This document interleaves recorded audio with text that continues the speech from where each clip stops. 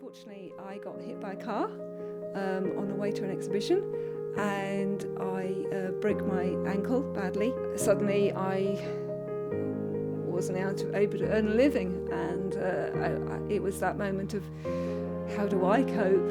How do I survive?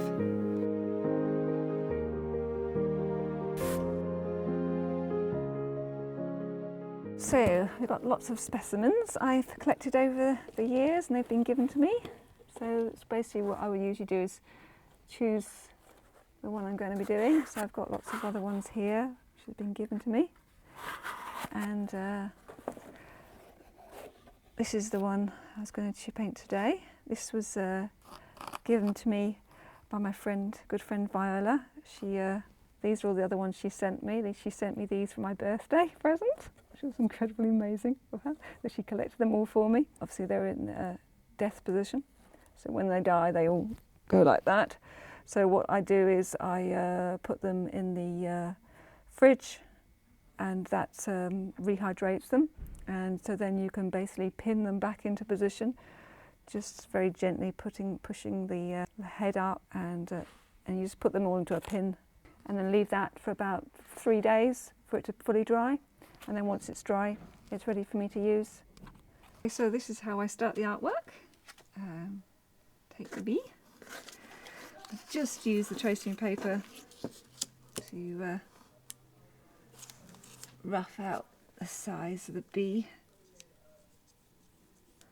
Make it slightly smaller than the bee because I'm going to be adding the fur hair, because it's not quite fur.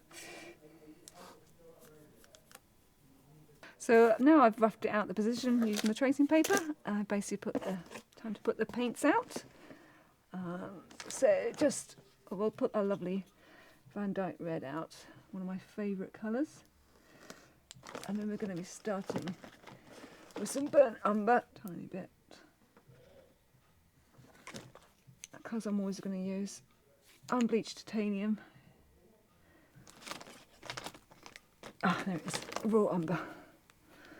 Right, now we're ready to start painting, and I put the magnifying goggles on, and then I get my music and plug myself in.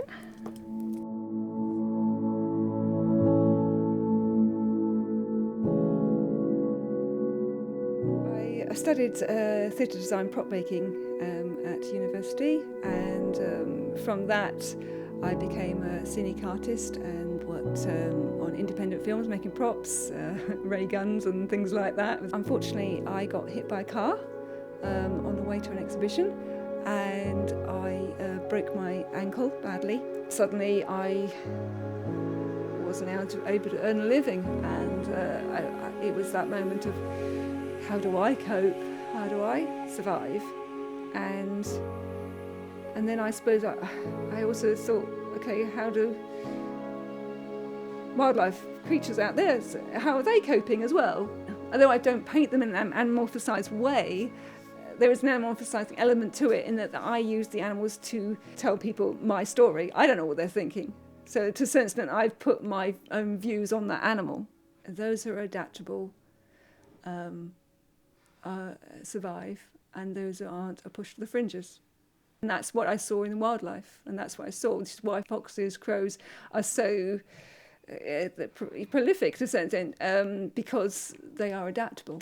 I paint most of my creatures on birch panel ply. The panel shapes and the ideas of what I use for the panels are just as important in some ways as the painting that's on it.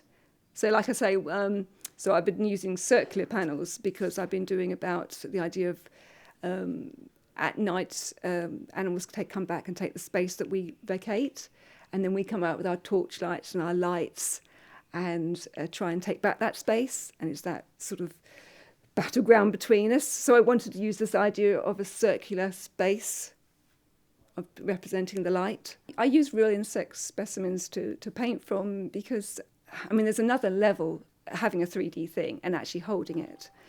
You feel its texture, how fragile it is, but also how strong it is. If you brush its wings, you can hear the noise. There's something different about actually having the real thing. I mean, obviously, I'd love it if they were alive, but obviously they're not going to stay still. I mean, I do have saved them in the past when I've gone out and I had my little sugar water to save them if I find them not feeling very well. If I go out walking or I go out with my partner, we always have a little box just in case we find a poor little thing that's either to save it and bring it back, or it becomes part of my collection. Sorry, little creatures.